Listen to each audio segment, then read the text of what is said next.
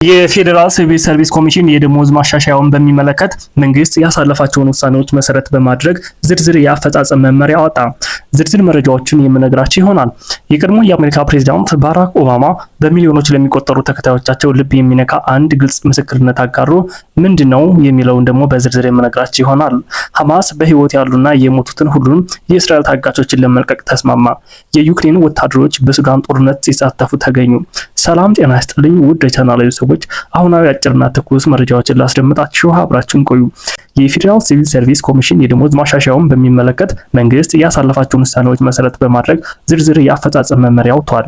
የመንግስት መስሪያ ቤቶች የደሞዝ ስኬል ማሻሻያ አፈጻጸም መመሪያ ቁጥር 1110/2018 ምን ይላል? እንደሚከተለው ልንገራችሁ። የደሞዝ ማሻሻያ ተጠቃሚ የሚሆኑ የመንግስት ሰራተኛ ባገኙት የደሞዝ ማሻሻያ ምክንያት የመደበኛ የደሞዝ ጭማሪ ዑደታቸው አይለወጥም። ሁለተኛ፣ ለደረጃ እድገት የአንድ ዓመት መቆያ ጊዜ ለማሟላት አይጠበቅባቸውም። ሶስተኛ፣ ከፍ ባለ የስራ ደረጃ ላይ በተጠባባቂነት የተመደቡ ሰራተኛ የደሞዝ ስኬል መሸጋገሪያ ልዩነት የሚታሰብለት በድልድሉ በተመደበበት ደረጃ ላይ ነው። አራተኛ፣ በጥቅምት ወር 2017 ዓ.ም ተሻሽሎ በስራ ላይ በዋለው ወይም አግባብ ባለው አካል በተፈቀደ የደሞዝ ስኬል ጣሪያ ላይ የደረሰና በአዲሱ የደሞዝ ስኬል ጣሪያውን የሚነሳለ ሰራተኛ በተመደበበት የስራ ደረጃ የአዲሱን የደሞዝ ስኬል ጣሪያ ሳያልፍ ማሻሻያውን እንዲያገኝ ያደርጋል። አምስተኛ፣ ኮሚሽኑ በአንድ ተቋማት ከተፈጸሙ የሰራተኞች ድልድል ወይም የደረጃ እድገት መካከል በተለያዩ ህግን ባልተከተሉ አሰራሮች ምክንያት ያልተቀበለው ካለ የደሞዝ ስኬል መሸጋገሪያ ጭማሪው የሚሰጠው በድልድል አፈጻጸም መመሪያው መሰረት ሰራተኛው በሚያሟሉበት ደረጃ ከተደለደለ በኋላ ነው። ስድስተኛ፣ ከፍ ካለ የስራ ደረጃ ላይ በሚታሰብ ደሞዝ ተቀጥሮ ወይም ተመድቦ እየተቀነሰ የሚከፈለው ሰራተኛ የደሞዝ ስኬል መሸጋገሪያ ተጠቃሚ የሚሆነው በሚያሟላበት ደረጃ ላይ ተመስርቶ ይሆናል። ሰባተኛ፣ በሙከራ ቅጥር ላይ የሚገኝ ሰራተኛ የዚህ የደሞዝ ስኬል መሸጋገሪያ ተጠቃሚ ይሆናል። በተያያዘ ማንኛውንም ጫና ተቋቁማችሁ ለሰራተኛው ከዚህ ወር ጀምሮ አዲሱን የመንግስት ሰራተኞች ደሞዝ መክፈል አለባችሁ ሲል ሲቪል ሰርቪስ ኮሚሽኑ አስታውቋል። የፌዴራል ሲቪል ሰርቪስ ኮሚሽን ኮሚሽነር ዶክተር መኩሪያ ኃይሌ ለሁሉም ክልሎችና ለሁለቱ ከተማ መስተዳድሮች የሲቪል ሰርቪስ ቢሮ ኃላፊዎችና ለሚመለከታቸው አካላት በአዲሱ የመንግስት ሰራተኞች የደሞዝ ጭማሪና የአበል ክፍያ በሚመለከት መመሪያ አሳልፈዋል። በሰጡት መመሪያ መሰረትም ከመስከረም ወር ጀምሮ አዲሱ የመንግስት ሰራተኞች የደሞዝ ጭማሪ ተግባራዊ እንደሚሆን አሳውቋል። ኮሚሽነሩ የደሞዝና የአበል ለማስተካከል የተደረገው መንግስት የመክፈል አቅም ኑሮ ሳይሆን የመንግስት ሰራተኛውን የኑሮ ጫና ስለሚያውቅ ትልቅ ዋጋ ተከፍሎ ነው ብለዋል። ይህም በጠቅላይ ሚኒስትር አብይ አህመድ የተወሰደ ትልቅ እርምጃ ነው ሲሉም ገልጸዋል። ኮሚሽነሩ ደሞዙ ከመስከረም 1 ቀን 2018 ዓ.ም ጀምሮ ይከፈላል። ክልሎች ምናልባት አንዳንድ አካባቢዎች በዚህ ወር ካልደረሰ ያለውን ማንኛውንም ጫና ተቋቁማችሁ ለሰራተኛው ከዚህ ወር ጀምሮ አዲሱን የመንግስት ሰራተኞች ደሞዝ መክፈል አለባችሁ ሲሉ ማሳሰቢያ ሰጥተዋል። ሐማስ በህይወት ያሉና የሞቱትን ሁሉም የእስራኤል ታጋቾች ለመልቀቅ ተስማማ። ይሁንና በአሜሪካ የሰላም እቅድ በተገለጹት በርካታ ቁልፍ ነጥቦች ላይ ተጨማሪ ድርድር እንደሚፈልግ አሳውቋል። ሐማስ በሰጠው መግለጫ በፕሬዝዳንት ትራምፕ ሀሳብ ውስጥ በተቀመጠው የልውውጥ ቀመር መሰረት በህይወት ያሉና የሞቱትን የእስራኤል እስረኞች በሙሉ ለመፍታት መስማማቱን ገልጿል። የአሜሪካው ፕሬዝዳንት ዶናልድ ትራምፕ ሐማስ ለዘላቂ ሰላም ዝግጁ መሆኑን አምናለሁ ሲሉ ምላሽ ሰጥተዋል። በትሩዝ የማህበራዊ ሚዲያ መድረክ ላይ እስራኤል በጋዛ ላይ የምታደርሰውን የቦምብ ጥቃት በአስቸኳይ ማቆም አለባት፣ ታጋቾቹን በሰላምና በፍጥነት እናወጣለን ብለዋል። ይህም ለጋዛ ነዋሪዎች መልካም ጅማሮ ነው ተብሏል። የዩክሬን ወታደሮች በሱዳን ጦርነት ሲሳተፉ ተገኙ። ጀነራል አልቡርሃን በርካታ የዩክሬን ቅጥረኛ ወታደሮች የዩክሬንያን መርሴናሪስ መደምሰሳቸውን አስታውቀዋል።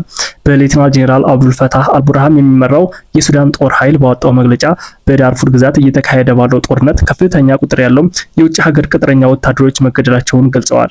ከእነዚህ ውስጥ የዩክሬን ወታደሮች እንደሚገኙበትም አስረድተዋል። እንደ መግለጫው የጦር ኃይሉ 6ኛ ክፍለ ጦር በአልሽር ውስጥ በሚገኘው አልካራማ የተሰኘ አደባባይ ላይ ባከናወነው ልዩ ዘመቻ የፈጥኖ ደራሽ ኃይሉ ላይ ከፍተኛ ኪሳራ ደርሷል። በዚህም ለፈጥኖ ደራሽ ኃይሉ ተሰልፈው ሲዋጉ የነበሩ የውጭ ሀገር ወታደሮች የኪሳራው አካል መሆናቸውን አስታውቀዋል። እንደ መግለጫው ከተገደሉት ውስጥ የዩክሬንና የኮሎምቢያ ዜግነት ያላቸው ቅጥረኞች ይገኙበታል። በመግለጫው እነዚህ ቅጥረኛ ወታደሮች የድሮን ኦፐሬተርና የስናይፐር ተኳሽ በመሆን ሲሰሩ የነበሩ መሆናቸውንም አስረድተዋል።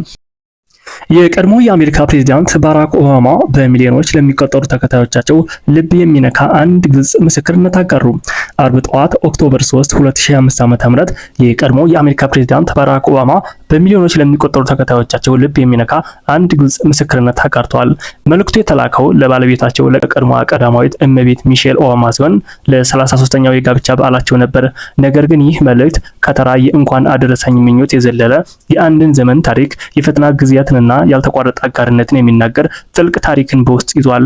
ኦባማ በትዊተር ገጻቸው ላይ እንዲህ ሲሉ ጽፈዋል። በህይወቴ ከወሰንኳቸው ውሳኔዎች ሁሉ ምርጡ አንቺን ማግባቴ ነው። ሚሼል ኦባማ 33 ዓመታት ጥንካሬሽን፣ ግርማ ሞገስሽን፣ ጽናትሽን ሳደንቅ ቆይቻለሁ። ይህን ሁሉ ነገር ስታደርጊ ደግሞ እንዴት እንደምታምሪ። መልካም የጋብቻ በዓል። ይህ መልእክት የዓለምን ሀያል ሀገር ለ8 ዓመታት የመሩ ሰው በህይወታቸው ውስጥ ከሁሉ የላቀ ክብር የሚሰጡት ለፖለቲካዊ ስኬታቸው ሳይሆን ለትዳራቸውና ለፍቅራቸው መሆኑን ያሳያል።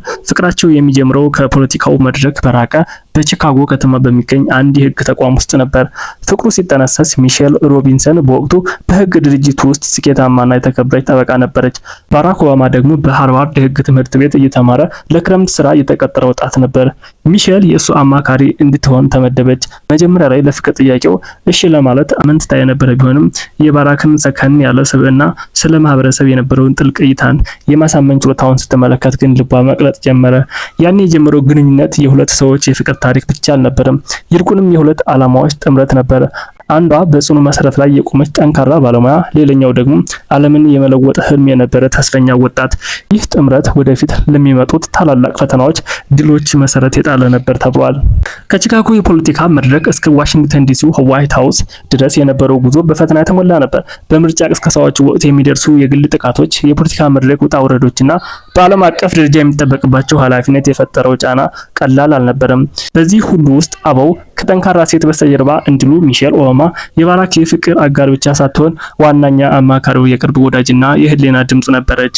ባራክ ኦባማ በተደጋጋሚ እንደተናገሩት የሚሼል ቀጥተኝነትና ከመሬት ላይ ካለው እውነታ ጋር ያላት ግንኙነት በዋይት ሃውስ ከባድ ጫና ውስጥ እንዳይጠፋና ማንነቱን እንዳይስት ትልቅ ዋልታ ሆኖለታል።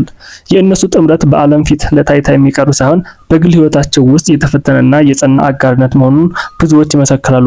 የኦባማ መልእክት ጥንካሬሽን፣ ግርማ ሞገስሽንና ጽናትሽን ሲል የሚጠቅሰው ሚሼል እንደ ቀዳማዊ እመቤት ብቻ ሳይሆን እንደ እናት፣ እንደ ባለሙያ፣ እንደ ማህበረሰባዊ ተሟጋችነት ያሳየችውን ዘርፈ ብዙ ጥቃት ነው። ይህን ሁሉ ነገር ስታደርጊ ደግሞ እንዴት እንደምታምሪ የሚለው የፍቅርና የጨዋታ ቃል ደግሞ በከባድ ኃላፊነቶች መካከል ያልጠፋውን የፍቅራቸውን ህያውነት፣ ወዳጅነታቸውን ያሳያል ተብሏል። ይህ የ33 የትዳር ዓመታት ጉዞ ለብዙዎች ትልቅ የመነቃቃት ምንጭ ነው። በስልጣንና በዝና ከፍታ ላይ ሆኖም የህይወት እውነተኛ ትርጉም፣ ደስታ የሚገኘው በቤተሰብ በፍቅርና በጋራ በሚገነባ አጋርነት ውስጥ መሆኑን ያስተምራል። የባራክ ኦባማ ምርጡ ውሳኔ ፕሬዝዳንት መሆኑን ሳይሆን የሚሼል ባል መሆኑን ነው የሚለው ምስክርነት ለትውልዶች የሚታለፍ የፍቅርና የአጋርነት ትምህርት ሆኖ ይቀጥላል። እናንተም እንደዚህ አይነት ፍቅር እንዲሰጣችሁ ተመኘውላችሁ።